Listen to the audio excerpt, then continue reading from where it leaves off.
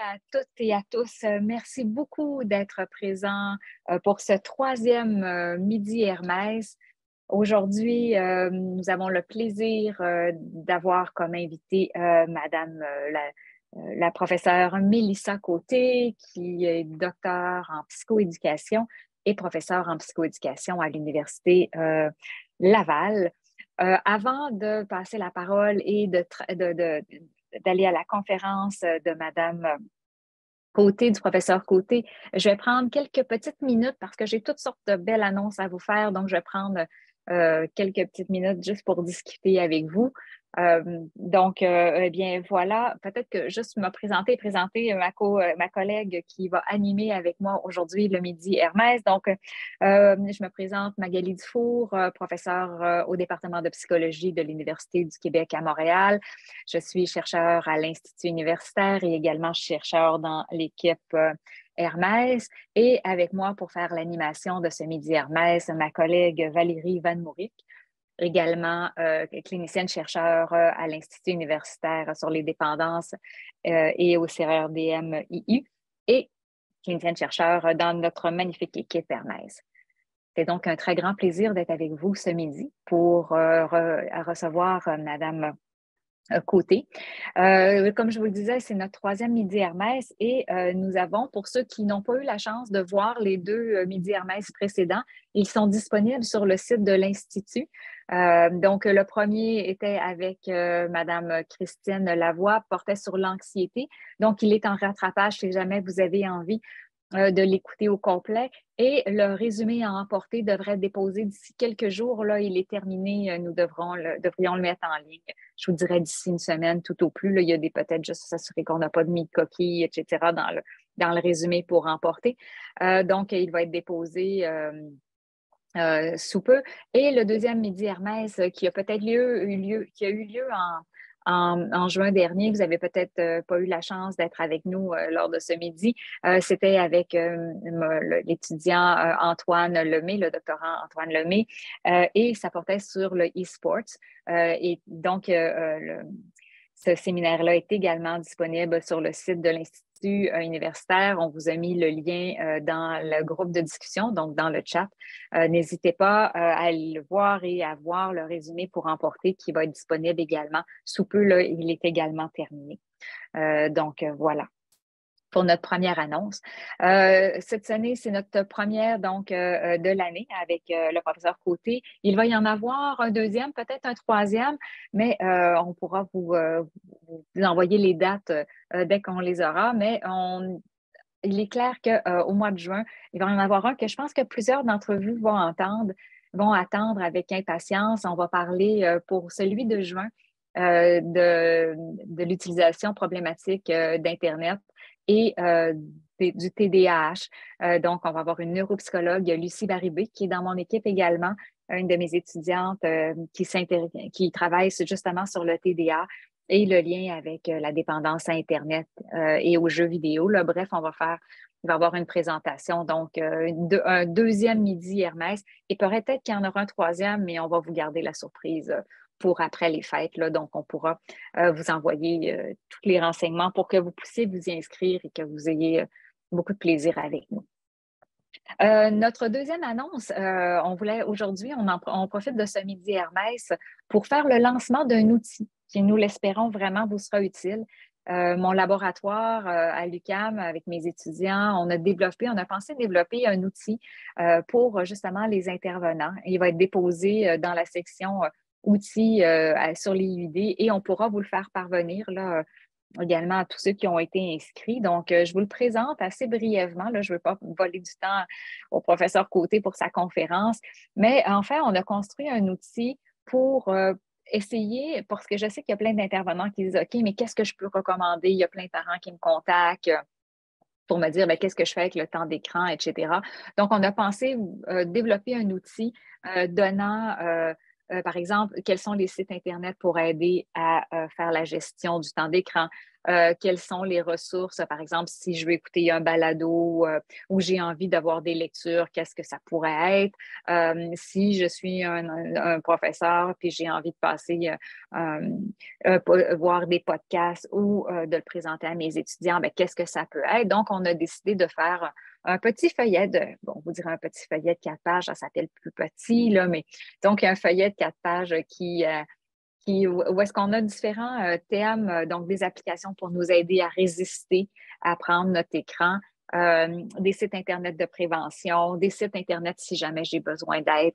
Bref, on a essayé de mettre ça et on s'est dit que peut-être dans votre bureau ou peut-être que ça peut être remis à des parents. Bref, vous pourrez nous en dire nous envoyer vos commentaires à mon équipe. Là, vous pouvez me l'envoyer à mon adresse courriel, ça me fera plaisir. Donc, on le lance, je vous dirais très humblement. Donc, c'est vraiment un travail de mes étudiants de mon laboratoire et on va également l'intégrer dans notre projet de traitement Virtua. Donc, il sera également disponible dans notre manuel de traitement dont les formations vont avoir lieu à la fin de l'hiver. Donc, voilà, fait que c'était simplement pour vous en informer. On pourra vous le faire parvenir. Merci pour le pouce en l'air. Je suis très heureuse de savoir que ça vous aide et que ça vous plaît. Ça me fait chaud au cœur. Voilà. Donc, sans plus attendre, je vais passer la parole au professeur Côté. Comme je vous disais, Mélissa est nouvellement chercheure à l'Institut universitaire sur les dépendances. Elle est professeure à l'Université Laval. Mélissa Côté a fait sa thèse sur le couple et le pardon lorsque il y a une des personnes qui a un problème de jeu. Elle l'a fait auprès de Joël Tremblay et également moi. Donc, vous comprendrez que j'ai comme une sorte de fierté particulière de voir Mélissa et ses travaux qui sont extrêmement intéressants. Donc, c'est une jeune chercheure très prometteur. Je suis certaine qu'elle va faire maintenant partie de votre vie très, très bientôt. Mélissa a également fait un postdoc à l'Université Concordia auprès de Sylvia Quiroz et de la chaire de recherche sur le jeu. Bref, elle a un parcours fort intéressant en psychoéducation et c'est vraiment avec un grand plaisir que elle pourra vous présenter ses travaux et je tiens à la remercier personnellement et la remercier auprès de l'équipe Hermès d'avoir accepté notre invitation de parler du pardon, un sujet fort important et qu'on discute assez peu en dépendance. Donc, Mélissa, la parole est à toi. Merci. Merci beaucoup, Magali, pour cette belle présentation. Je tiens d'abord à remercier l'équipe d'Hermès et de l'IUD pour cette invitation à venir vous parler ce midi du pardon de soi dans le champ des dépendances. Comme Magali le disait, c'est quelque chose qu'on entend peu parler. Pourtant, c'est un sujet qui est fort novateur et on aurait tout intérêt à en parler davantage avec nos clients consommateurs ou nos clients qui sont joueurs. Tout d'abord, est-ce que quelqu'un peut me confirmer que vous voyez bel et bien mon écran? Oui, on voit bien Mélissa. Parfait. Donc, on se lance. Petite présentation. Donc, le titre le dit bien. On va d'abord tenter de décrire qu'est-ce que le pardon pour ensuite s'en aller dans le pardon de soi. Et rapidement, on va s'en aller dans l'intervention. C'est sans doute quelque chose qui vous intéresse grandement. Je vais ensuite vous proposer des outils que vous pouvez utiliser soit avec les joueurs, les consommateurs ou avec le partenaire qui les accompagne si jamais vous êtes dans une modalité de traitement conjugal. Et finalement, une conclusion qui va mettre un peu de l'avant quelles sont les pistes de recherche futures à venir. Je tenais d'abord à vous illustrer un petit verbatim pour vraiment mettre en lumière l'introduction de ce concept dans le cadre de mes études doctorales. Donc, ici, c'est une partenaire que j'avais rencontrée il y a déjà plusieurs années dans le cadre de mon mémoire de maîtrise où est-ce que je m'intéressais aux stratégies d'adaptation qui étaient utilisées par les partenaires de joueurs. Donc, je ne m'intéressais pas encore à la thématique du pardon, mais quelques partenaires dans le cadre de mes entrevues me parlaient du pardon sans même que j'introduise ce concept. Donc, on a une partenaire ici qui nous disait « Je ne lui pardonne pas, je n'arrive pas à lui pardonner et ça, je m'en veux de ne pas parvenir à lui pardonner parce que je me dis que si je n'y arrive pas à lui pardonner, ça n'ira pas mieux. Il faut que j'arrive à lui pardonner, mais je n'y arrive pas. Pas pour le moment, du moins. J'ai trop donné. Ça m'a coûté extrêmement cher financièrement, sur ma santé, sur ma confiance en moi, surtout. Je n'y arrive pas. Bien parce qu'il m'a blessée et que je n'arrive pas à lui pardonner. Je n'ai toujours pas digéré ma pilule, ça va me prendre du temps. Donc, on voit bien ici la teneur des propos où est-ce que la partenaire nous parle de sa souffrance, mais où est-ce qu'elle nous parle que dans sa réalité, il y a une certaine pression à se pardonner et elle a l'impression que si elle n'arrive pas à lui pardonner, ça ne va pas aller mieux dans sa propre réalité, mais aussi dans sa réalité conjugale. Et il y a toute la notion aussi de la temporalité, c'est une notion qui revient régulièrement dans le pardon, au sens où on ne pardonne pas du jour au lendemain, c'est vraiment un processus qui se fait sur des mois, voire même sur des années. Donc, on va d'abord essayer de démystifier c'est quoi le pardon. Tout d'abord, le pardon est grandement présent dans la culture populaire. On en entend parler à différents égards. On a différents livres qui vont même gagner des prix qui s'intéressent à des histoires un peu romancées, mais avec vraiment une thématique autour du pardon. On a aussi plusieurs livres, plus à teneur d'auto-soin, où est-ce que les gens peuvent lire ce livre et essayer de traverser les grandes étapes d'un pardon. On a aussi dans la littérature, au niveau des enfants, où déjà en très jeune âge, on va les sensibiliser sur l'importance du pardon. Et parfois, on a même des livres qui amènent des messages peut-être contradictoires. Ici, on appelle le pardon et oublier. Bon, ça fait en sorte que c'est difficile de faire du sens quand on a une panoplie comme ça de littérature qui va parfois dans des directions opposées. Bien évidemment, quand on parle de pardon, on pense aussi à la religion, mais aussi à la spiritualité. À la lumière de nos croyances, à la lumière de est-ce que moi je suis plus le christianisme, est-ce que moi je suis plus dans l'islam, est-ce que je m'inscris plus dans l'hindouisme, ça va faire en sorte que ma compréhension du pardon va être très différente.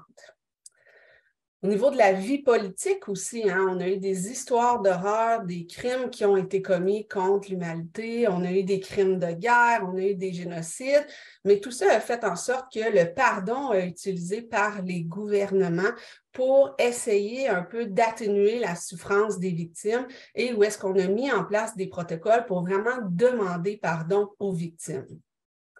On l'a même vécu au Québec tout récemment dans notre réalité avec toutes les atrocités qui ont été commises envers les communautés autochtones, où est-ce que le pape est venu directement dans la ville de Québec pour demander pardon à ces communautés-là. Ça a été grandement critiqué, mais l'idée ici, c'est d'illustrer qu'on retrouve le pardon dans différentes sphères de vie, à différents niveaux, et que ça envoie parfois des messages parfois contradictoires, mais ça nous parle aussi de la complexité de cette thématique-là. Dans un contexte légal aussi, on parle de justice réparatrice. Quand on lit la définition ici qui est proposée par le ministère de la Justice, on dit que c'est une approche qui vise à réparer les torts causés en donnant aux personnes lésées et à celles qui assument la responsabilité des torts infligés l'occasion de communiquer leurs besoins respectifs et d'y répondre à la suite de la perpétration d'un crime. Donc, on voit bien ici qu'on met de l'avant certaines composantes qui peuvent s'apparenter à un processus de pardon où est-ce qu'on veut mettre les gens en relation, où est-ce que la personne qui a commis le crime soit capable vraiment de se tenir responsable et d'exprimer cette responsabilité-là envers la victime. Donc, cela dit, dans le début de mes études doctorales, je voulais m'intéresser à la thématique du pardon, mais on avait tellement toutes sortes de messages qu'une des premières étapes que je devais réaliser, c'était vraiment de comprendre qu'est-ce que le pardon, mais ici d'un point de vue de processus psychologique. Donc, je ne voulais pas couvrir l'ensemble de la littérature au niveau de la spiritualité, de la religion, mais c'était vraiment dans une visée de processus psychologique pour aider les gens, dans le cadre de nos interventions en dépendance, à cheminer à travers ce processus-là. Donc, une première étape, vous comprendrez, un classique dans la recherche, ça a été vraiment d'aller défricher la littérature pour voir. C'est sûr que moi, dans le cadre de ma tête, c'était dans un contexte d'intervention conjugale où est-ce qu'on avait des couples dont l'un des membres présentait des difficultés avec les jeux de hasard et d'argent et on voulait mieux comprendre ces processus-là de pardon.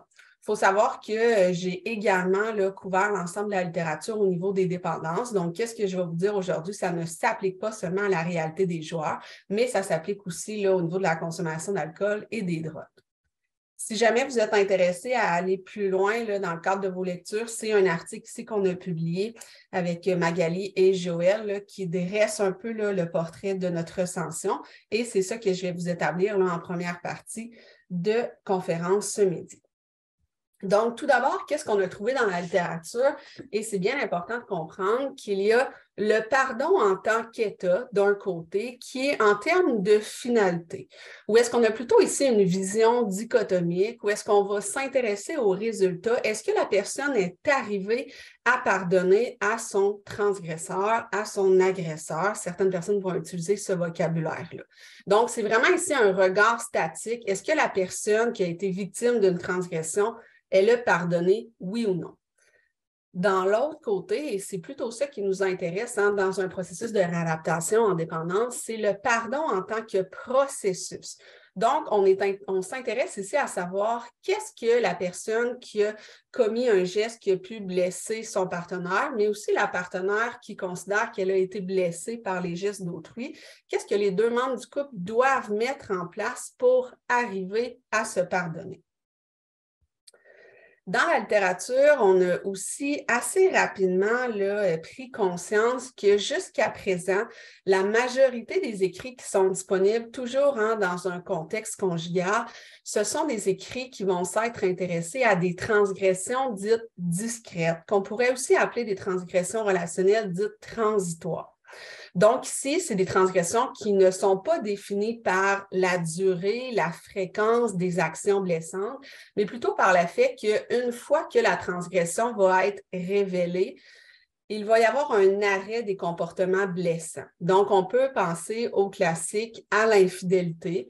Une fois que la personne est au courant dans le couple qu'elle a été victime d'une infidélité, de façon générale, les comportements vont s'estomper assez rapidement dans le temps. Et il y a très peu de littérature à ce jour sur les transgressions relationnelles dites chroniques. Donc, vous comprendrez que ce sont des transgressions qui sont vraiment marquées par des événements répétés et continus qui peuvent s'inscrire vraiment sur une longue période de temps. Donc, l'abus d'alcool, la consommation de drogue, mais aussi la dépendance aux jeux de hasard et d'argent vont vraiment être intégrés dans cette catégorie-là, au sens où même si la personne qui consomme a la volonté de vouloir arrêter, qu'elle est capable d'exprimer clairement à son partenaire qu'elle va faire tout ce qu'elle peut dans les prochaines semaines pour arrêter sa consommation, on sait que c'est plus complexe que ça, la dépendance. Et malgré ces promesses-là, malheureusement, ils ne sont pas toujours respectés et ça fait en sorte que la partenaire peut vivre comme ça là, des déceptions au quotidien. Donc, on garde en tête que quand on est dans la dépendance, on est vraiment dans quelque chose, une transgression relationnelle qui va s'inscrire à différents moments et ça peut durer là, sur une très, très longue période de temps. Qu'est-ce que le pardon? Tout d'abord, il faut comprendre que dans la littérature, malgré que ce sujet-là est étudié depuis des décennies, quand on le regarde vraiment dans un aspect psychologique, il y a encore une absence de consensus réel, ce qui fait en sorte que ça peut être difficile d'utiliser ce concept-là et ça fait en sorte que c'est peut-être pour ça aussi que dans l'intervention, on a de la difficulté à l'intégrer puisqu'on manque encore de consensus conceptuel. Toutefois, on s'entend quand même pour dire que le pardon, ce n'est pas un événement qui est unique, mais c'est vraiment une construction qui est multidimensionnelle. On va le voir ensemble ce midi. On l'a déjà dit, c'est un très, très long processus. Ça ne se fait pas du jour au lendemain. C'est un processus qui est continu, qui est complexe et qui va demander beaucoup de temps et d'énergie. Donc, les deux membres du couple vont vraiment devoir travailler ensemble, s'investir dans ce processus-là de pardon. C'est un choix qui est intentionnel et volontaire. Donc, la personne qu'on pourrait dire dans la position de victime, elle peut décider librement de pardonner ou non à la personne qui l'a blessée. Dans un monde idéal, on veut s'assurer que l'auteur de la transgression relationnelle soit capable d'assumer sa responsabilité et de reconnaître les torts qui ont été engendrés. Je vous dirais que ça, c'est vraiment un ingrédient actif du traitement. Si la personne qui consomme n'arrive pas à reconnaître que via ses comportements de consommation, elle a pu engendrer des impacts négatifs dans la vie de sa partenaire, ça va être très, très difficile de continuer d'avancer dans la bonne direction. Cela dit, une fois qu'on a pris conscience de l'ensemble de la littérature, on a proposé une définition du pardon où est-ce qu'on dit que le pardon est un concept parapluie qui va inclure de nombreux processus relationnels au sein desquels les deux membres du couple sont constamment actifs. De manière équitable, les deux membres du couple devront exprimer leurs blessures relationnelles, développer leur empathie face à la souffrance de l'autre, exprimer leurs regrets face aux impacts négatifs engendrés, accepter le passé et s'engager à interagir différemment. Donc, voyez-vous, on vient déjà placer ici des composantes qu'on va vouloir aborder dans le cadre de notre traitement lorsqu'on peut avoir accès à la fois au consommateur, au joueur et à sa partenaire. Qu'est-ce que le pardon n'est pas? Et ça, c'est très important de prendre le temps, on va le voir plus tard dans le volet intervention, mais considérant la culture populaire, mais aussi tous les enjeux spirituels qu'il peut avoir derrière le pardon, c'est vraiment important de prendre le temps avec les deux membres du couple de s'intéresser à quelle est la définition qu'ils ont du pardon et pour eux, c'est quoi que le pardon n'est pas, puisqu'on se rend compte qu'il y a plusieurs croyances erronées que les personnes peuvent avoir qui vont venir freiner finalement le processus. Donc, on dit que ce n'est pas accepter, excuser, tolérer ou nier. Ce n'est pas un signe de faiblesse, hein? Au contraire, ça demande beaucoup de force, beaucoup d'engagement pour arriver à pardonner. Ce ne signifie pas oublier, puisque si on oublie l'événement, finalement, on ne serait même plus en mesure de savoir qu'est-ce qu'on pardonne réellement. Ce n'est pas facile, donc ça demande vraiment un travail très, très actif de la part des deux membres du couple. Ce n'est pas non plus instantané, rapide, on le disait, c'est très, très long dans le temps. Et ne signifie pas, le fait d'excuser l'autre. Donc, au contraire, là, si on ne faisait que l'excuser, c'est comme si on le décharge aussi de sa responsabilité. Donc, c'est beaucoup plus complexe que ça, le pardon. Il faut savoir aussi qu'il y a parfois des concepts apparentés au pardon, comme la réconciliation, où est-ce que les gens mettent tout ça dans la même bulle, mais non, il faut arriver vraiment à différencier ces deux concepts-là. Pourquoi je vous présente ça? C'est que je lisais encore une étude récente où est-ce que pour 60% des gens qui avaient été interrogés, il y avait la même définition du pardon et de la réconciliation quand on sait que ce n'est pas la même chose. On peut pardonner sans se réconcilier, mais on ne peut pas se réconcilier sans pardon. Donc, quand on parle de la réconciliation, c'est vraiment la restauration de la relation, c'est de prendre la décision de maintenir la relation avec la personne qui nous a blessés. Donc, c'est sûr que quand on est dans un contexte d'intervention conjugale, c'est un peu une condition de base où est-ce qu'on veut travailler avec des personnes qui veulent continuer à être dans cette relation-là et qui veulent s'engager ensemble.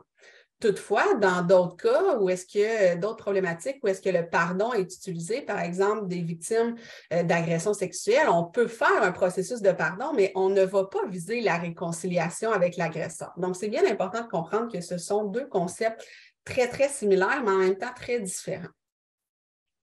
Les bienfaits du pardon, donc qu'est-ce qu'on observe chez les couples qui ont été en mesure de se pardonner? Des bienfaits au niveau de leur satisfaction conjugale, des effets bénéfiques au niveau de leur confiance et on va même jusqu'à dire que ça va prédire la longévité d'un couple.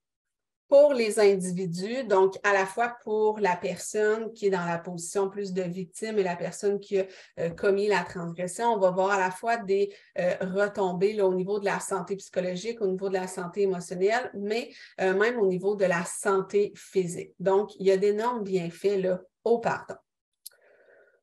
On garde en tête que le pardon, on va l'utiliser là, suite à une violation interpersonnelle là, qui a été commise. Donc, nous, dans le cadre là, de ma thèse, je me suis intéressée principalement au couple, mais on s'entend que le pardon peut être utilisé aussi avec des parents, avec d'autres membres de la famille, avec des amis ou des collègues. Donc, dans l'ensemble des relations significatives, ça peut être pertinent là, d'utiliser le pardon.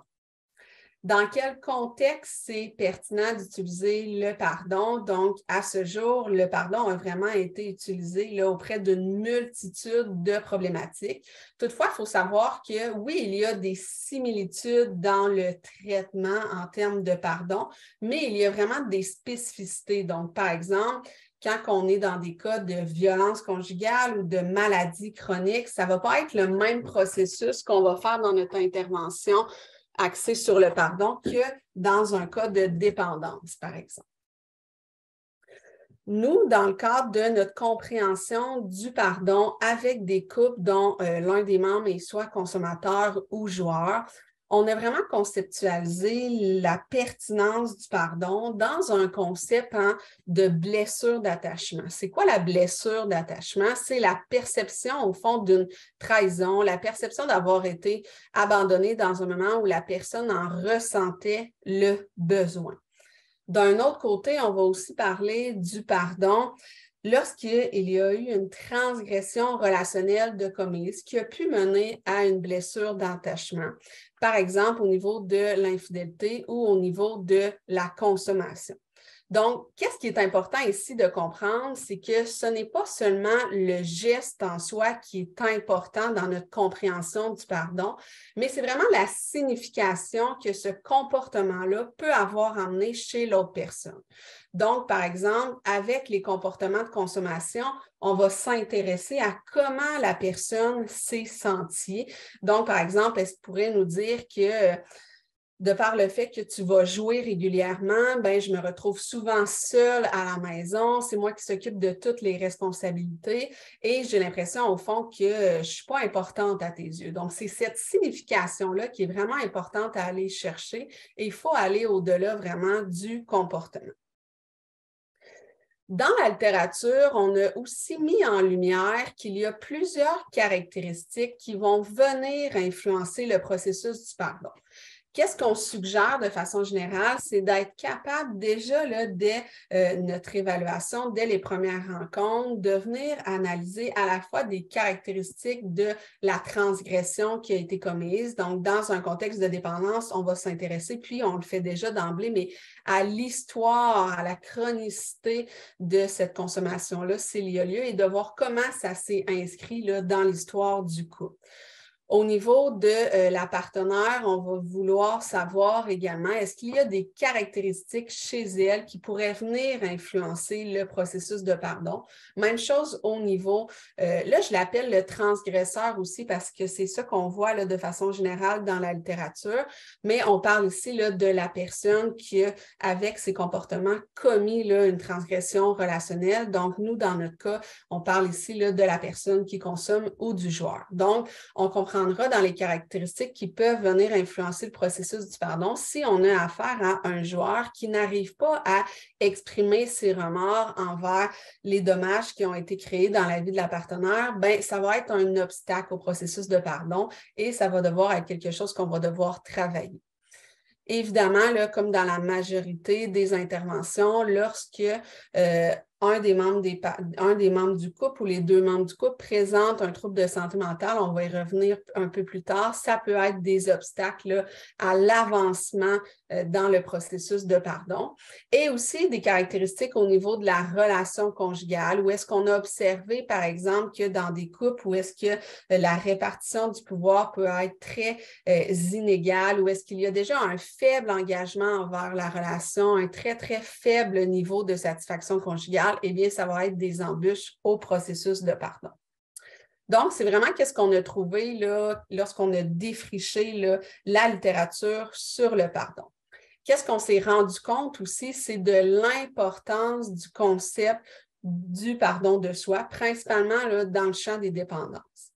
Donc, pour qu'il y ait pardon de soi, on dit que la personne doit d'abord se sentir initialement coupable ou honteuse de quelque chose.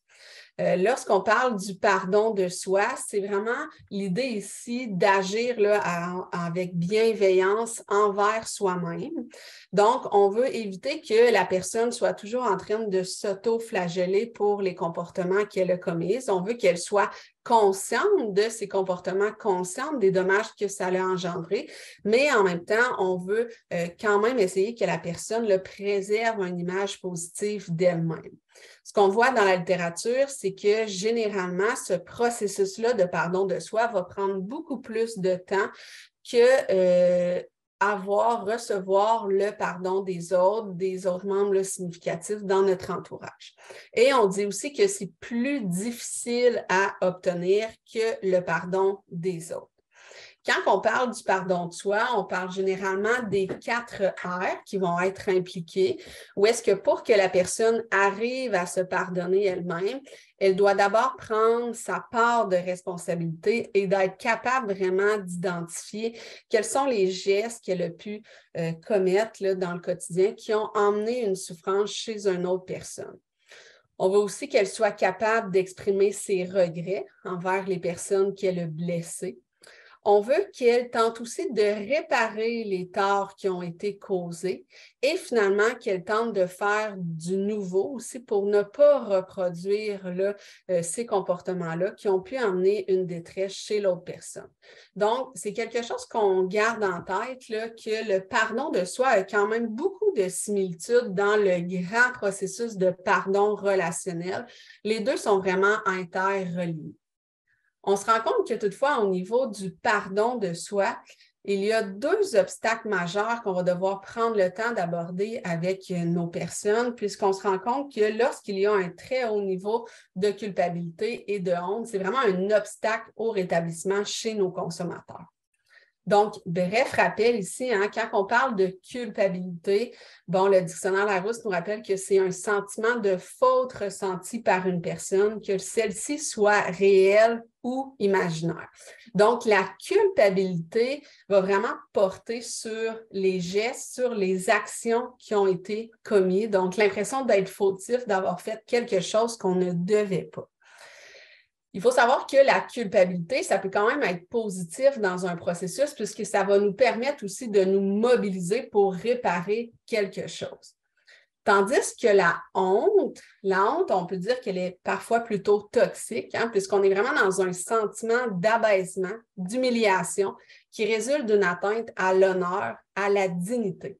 Donc, vous comprendrez que la honte est beaucoup plus dommageable que la culpabilité, tandis que la culpabilité se réfère à nos actions, nos comportements, la honte, c'est quelque chose de très intrinsèque, très personnel, où est-ce qu'on vient à avoir une perception négative de soi-même. Donc, on remarque que les personnes qui ont un très haut niveau de honte vont aussi généralement présenter des niveaux de colère, de rumination et de désir de vengeance plutôt élevés. Et ça va faire en sorte que le pardon de soi va être plus difficile à obtenir. Lorsqu'on regarde les écrits sur le pardon de soi et la dépendance, eh bien, on constate que la honte, c'est vraiment une construction qui va contribuer à l'étiologie de la consommation, mais aussi au maintien, où est-ce que la personne peut ressentir de la honte pour essayer d'apaiser ce sentiment-là.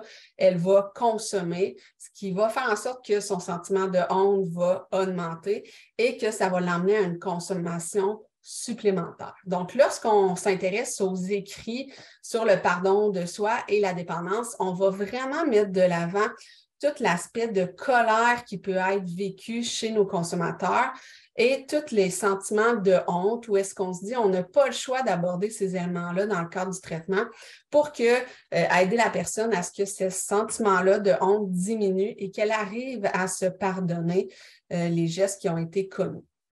Donc, on va remarquer chez les gens qui sont arrivés à se pardonner, on va remarquer une réduction des conséquences négatives liées à la consommation qui vient par le fait même avec une baisse significative de la consommation. Et on va voir que ça va amener des impacts positifs sur leur bien-être psychologique et que ça peut venir faciliter le processus de pardon envers les autres. Mais ça, c'est une direction qui va dans les deux sens, ou est-ce que obtenir le pardon de mon entourage, ça va m'aider à me pardonner moi-même? Et d'autres études disent qu'avant même de recevoir le pardon d'autrui, je dois arriver à me pardonner soi-même. Donc, c'est vraiment une relation là, bidirectionnelle. Maintenant, au niveau de l'intervention, ce qu'il faut comprendre tout d'abord, c'est qu'il y a très peu d'écrits et d'études qui se sont intéressés vraiment à développer un modèle d'intervention axé sur le pardon. On en entend beaucoup parler dans les écrits, mais lorsqu'on se met vraiment à creuser pour trouver des modèles d'intervention, c'est très difficile, et encore plus de trouver des modèles d'intervention qui ont été validés empiriquement. Donc, on va en voir quelques-uns ensemble aujourd'hui, mais gardons en tête que c'est un concept novateur et qu'on va devoir continuer là, de s'y intéresser dans notre contexte aussi québécois, mais aussi dans un contexte de transgression chronique sur le long cours. On en sait encore très peu. Des contre-indications rapidement, donc on dit qu'on ne va pas mettre de l'emphase sur le processus de pardon lorsqu'on travaille avec des couples où est-ce qu'il y a de la violence conjugale sévère. Qu'est-ce qu'on veut dire ici? C'est où est-ce que la personne craint pour sa sécurité, craint pour sa vie. Donc, on est vraiment dans le spectre là, de la violence physique sévère.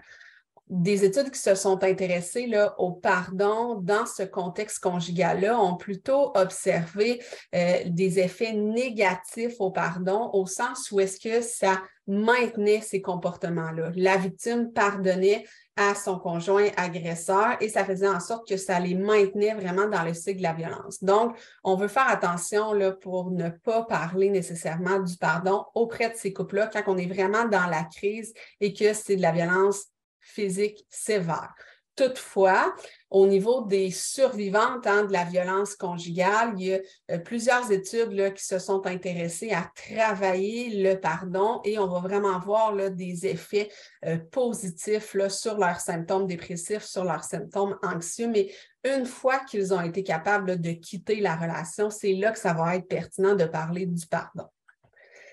Chez des couples aussi, où est-ce qu'on observe dans leur histoire une récurrence du pardon, au sens où on prend conscience qu'il est arrivé toutes sortes de transgressions relationnelles. Oui, il peut y avoir la consommation, mais il peut y avoir aussi d'autres éléments dans leur histoire. Et où est-ce qu'on se rend compte que la personne pardonne, mais que la personne qui a commis les gestes ne change pas et qu'elle continue de répéter les mêmes comportements. Là, on se rend compte que ce n'est pas pertinent de parler du pardon et au contraire, ça entraîne plutôt là, des préjudices. Vous comprendrez aussi que les gens qui présentent là, un trouble de la personnalité narcissique, antisocial ou limite, ça va être difficile d'intégrer la notion de pardon, puisque c'est souvent des personnes là, qui vont avoir plus de difficultés à développer leur empathie à l'égard de la souffrance de l'autre, mais aussi ce sont des personnes qui vont avoir de la difficulté à reconnaître leur tort et à exprimer leur remords. Donc, c'est sûr que ce sont des ingrédients actifs au processus de pardon. Donc, c'est plutôt contre-indiqué ici. Au niveau de l'intervention, un rappel, juste pour mettre la table, on se rappelle que les 12 étapes qui est grandement là, utilisée chez nos clients nous amènent à, dans les 12 étapes, on garde en tête qu'il y a quand même des similitudes avec le processus du pardon. Plus précisément, on a les étapes 4-5, où est-ce qu'on dit « Nous avons procédé sans crainte à un inventaire moral approfondi de nous-mêmes. Nous avons avoué à Dieu, à nous-mêmes et à un autre humain la nature exacte de nos torts. » Donc ici, c'est quelque chose d'important dans le processus de pardon, c'est d'arriver à identifier c'est quoi les comportements qui ont pu blesser autrui. Dans les étapes 8, 9 et 10, on a aussi tout le processus de demander pardon à l'autre et d'essayer de réparer les torts qu'on a commis. Donc, même dans les 12 étapes les 12 étapes, ici, on garde en tête que tout l'aspect spirituel, mais aussi des ingrédients actifs du processus du pardon sont mis de l'avant dans le champ des dépendances. Ensuite, il y a 2 autres modèles que j'ai trouvés dans la littérature ce pas des modèles qui ont été développés spécifiquement dans le champ des dépendances, mais c'est des études qui ont essayé de reproduire, au fond, d'utiliser ces modèles-là avec une clientèle en dépendance.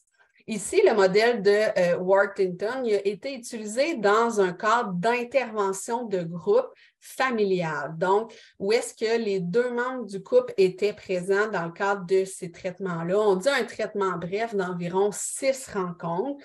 Et ici, c'est l'acronyme REACH qui est utilisé. Donc, il faut savoir qu'il y a seulement quelques études là, qui se sont intéressées à REACH dans un contexte de dépendance, mais je trouvais ça pertinent de vous le présenter puisque, encore une fois, on retrouve des ingrédients à mettre en place lorsqu'on veut travailler ce processus-là de pardon.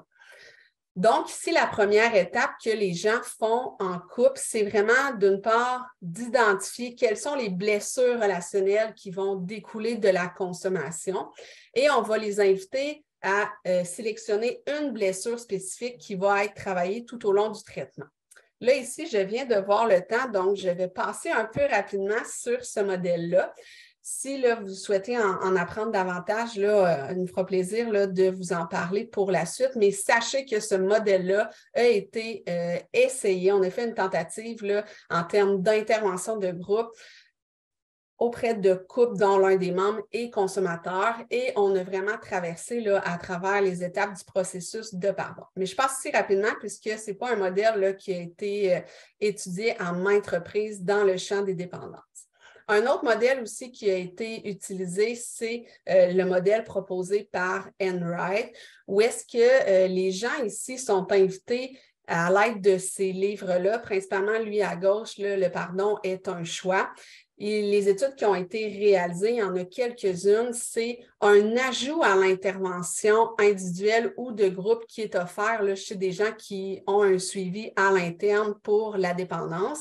Et on a ajouté en termes de bibliothérapie ce livre-là où est-ce que les gens vont traverser à travers 4 grandes phases du pardon, mais aussi en termes de pardon de soi, au sens où ici, dans leur compréhension du pardon, on met de l'avant que les consommateurs vont vivre énormément de colère dans leur histoire de vie et qu'eux autres mêmes aussi ont déjà été victimes de transgressions relationnelles. Donc, on va s'intéresser à leur vécu personnel en tant que victime, mais aussi en tant qu'auteur de la transgression pour les aider là, à transiger dans leur processus de rétablissement. Donc, ici aussi, je passe rapidement, je vois le temps aller, je suis désolée. Je veux aller dans une conception là, vraiment du pardon en tant que processus dyadique, puisque les modèles qu'on a vus précédemment sont intéressants, mais sont plutôt dans une visée individuelle et on met peu l'emphase vraiment sur le processus dyadique du pardon.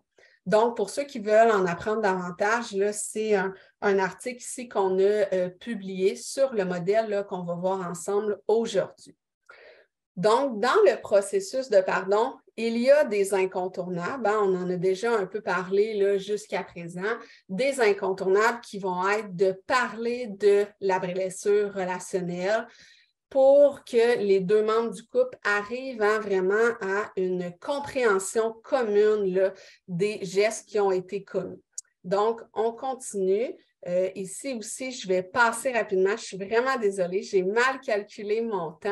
Donc, si c'est le rationnel, là, où est-ce qu'on a pris le temps vraiment de réfléchir, puisque l'ensemble de la littérature qu'on a trouvée était principalement fait dans des transgressions relationnelles dites transitoires au niveau de l'infidélité. On a vraiment pris le temps de réfléchir à c'est quoi les distinctions, mais aussi c'est quoi les similitudes avec la dépendance pour pouvoir là, vraiment ajuster notre traitement.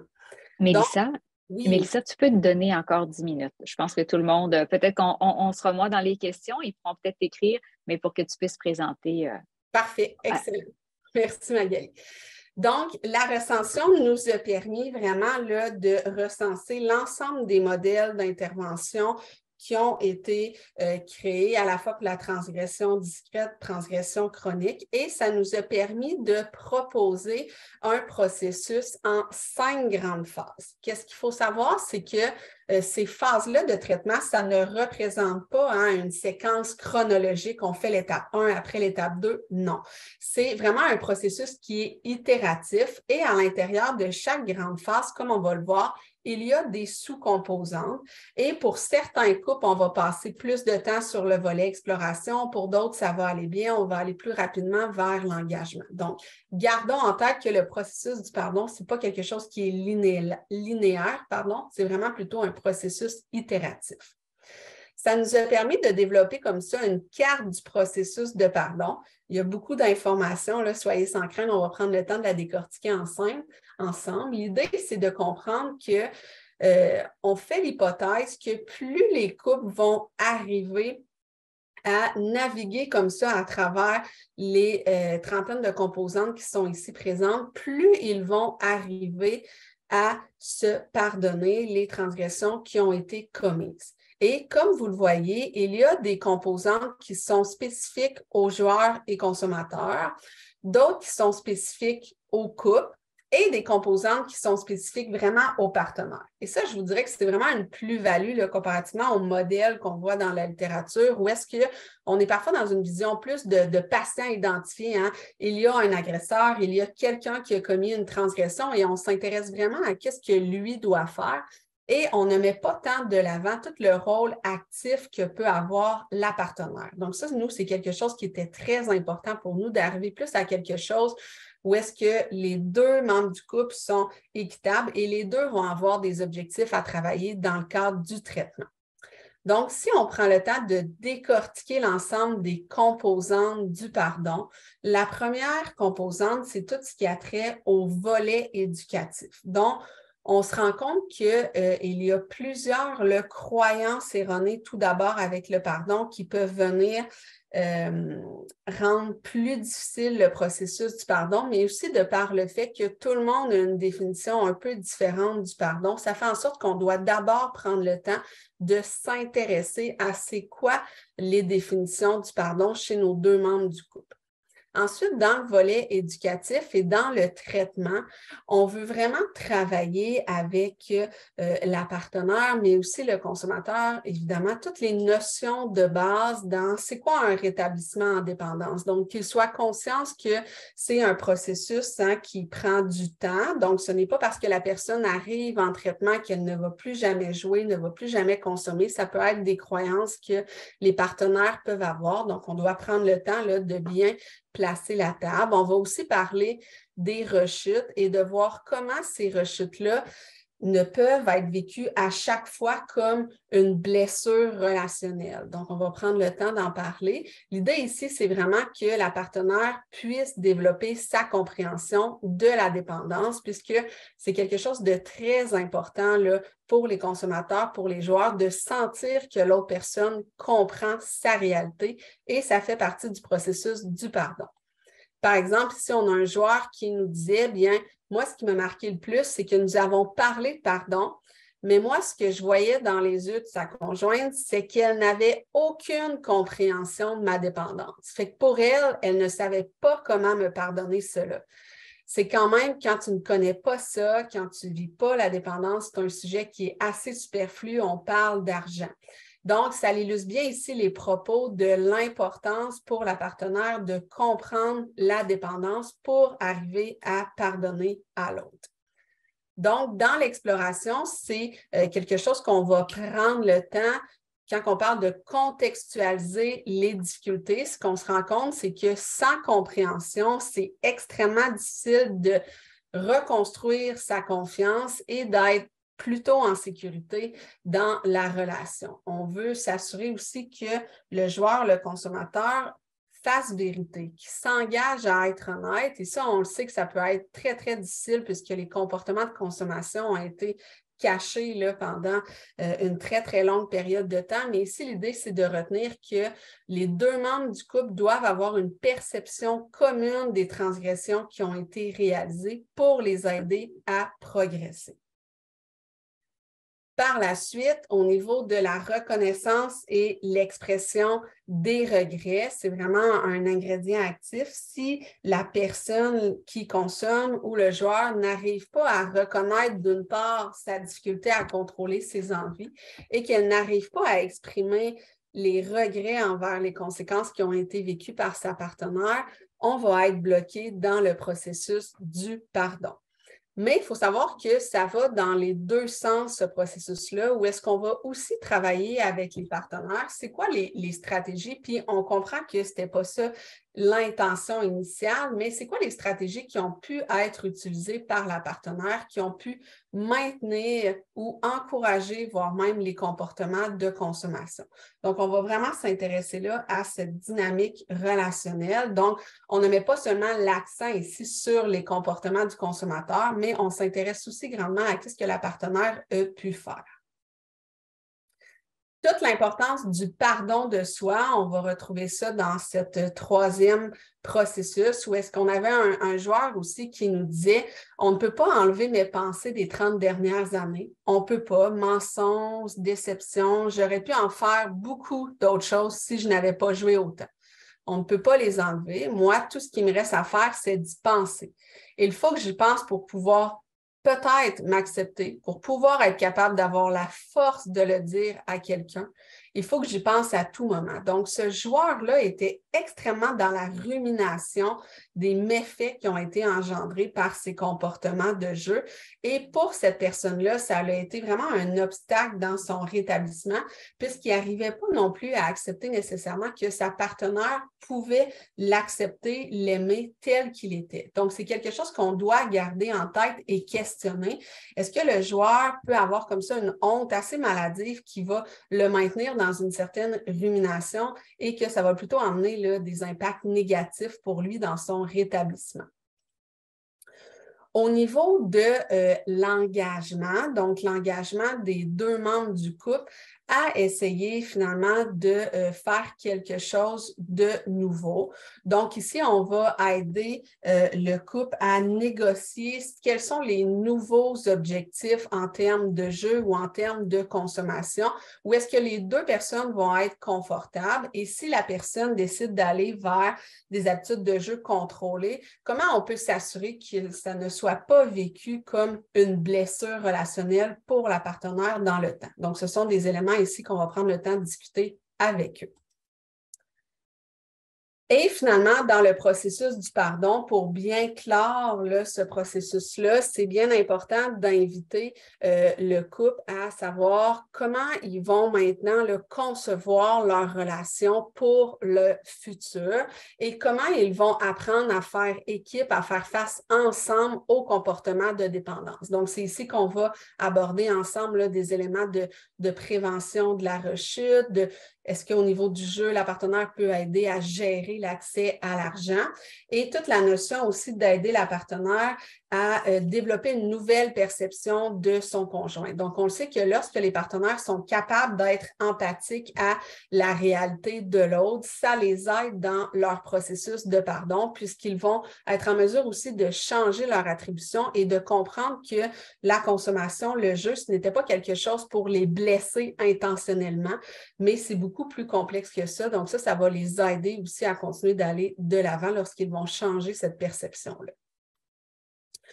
Au niveau des outils, je vais passer rapidement, mais sachez que si ça vous intéresse d'utiliser des outils, que ça soit pour identifier est-ce qu'il peut y avoir des fausses croyances chez la partenaire ou chez le consommateur qui vont être des obstacles au processus de pardon. Il y a des outils qui existent dans cette direction-là. Si jamais aussi vous voulez, en termes d'évaluation continue, intégrer dans le cadre de votre traitement des mesures pour identifier l'évolution du processus de pardon à la fois chez votre consommateur où est-ce qu'on va plus s'intéresser ici à la honte, à la culpabilité, ou chez votre partenaire où est-ce qu'on va plus s'intéresser à des mesures comme est-ce que la personne présente des comportements de bienveillance, d'évitement ou de vengeance. Il existe des outils, donc ça va me faire plaisir là, de pouvoir vous les partager et de réfléchir avec vous à ces outils. là, le temps me fait la guerre. Sinon, en termes de conclusion, simplement dire là, qu'on en connaît encore très, très peu sur ce sujet novateur, mais que ça serait vraiment là, intéressant, voire pertinent de continuer ces études-là dans un contexte québécois avec nos joueurs, avec nos consommateurs, mais aussi avec leur entourage pour voir la signification qu'ils attribuent au pardon, mais aussi pour développer et implanter des programmes où est-ce qu'on va mettre davantage l'accent sur ces processus-là de pardon dans notre contexte québécois. Donc, je suis sincèrement désolée là, pour cette petite sprint à la fin. J'avais mal calculé mon temps, mais vous avez ici mon adresse courriel là, si jamais vous êtes intéressé à en savoir davantage. Merci beaucoup, Mélissa, pour cette présentation fort intéressante. Vous aurez compris que Mélissa aurait pu être avec nous pendant 3 heures. Vous pourrez lui écrire avec grand plaisir et sachez que son PowerPoint et les références qu'elle vous a, dont elle vous a parlé sont également disponibles. Mélissa, tu as plein d'applaudissements. Je vais peut-être laisser, on aurait peut-être le temps pour une question. Donc, il y a des réactions, magnifique recherche, présentation riche de sens par Isabelle Réaume, bravo. Avez-vous des questions? On a peut-être le temps pour une petite.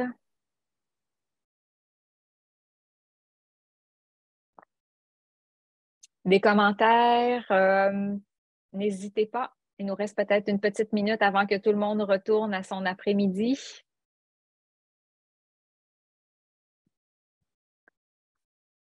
Moi, je voulais dire, Mélissa, vraiment merci pour ta présentation. Hein. Ce n'est pas facile de démystifier le pardon. On en entend beaucoup parler en clinique, nos usagers en parlent, mais de voir concrètement comment on fait ça, de voir que oui, il peut avoir des bienfaits, mais pas se mettre de pression, de voir que c'est un processus, que plusieurs étapes. La présentation expliquait ça très, très bien, vraiment. Bravo. Merci Valérie. Eh bien, comme on n'a pas d'autres questions, je pense que je vais... Ah oui, on a peut-être une petite question. Ah, on a Nathalie Charpentier qui dit bravo et merci pour cette belle présentation. Plusieurs vont dire dans le chat que c'est très pertinent, très intéressant. Il ne me reste plus qu'à vous remercier, à vous toutes et tous qui ont été présents. Je vous rappelle que ce midi Hermès IUD sera disponible sur le site Internet de l'Institut universitaire sur les dépendances et qu'il y aura un résumé à emporter qui devrait être déposé dans les prochains mois, là, que Mélissa va prendre le temps d'écrire et on aura des références. N'hésitez pas à lui écrire. Et on prend le temps, et on est presque en décembre, de vous souhaiter de joyeuses fêtes à vous toutes et tous. Et merci et à la prochaine. Au revoir.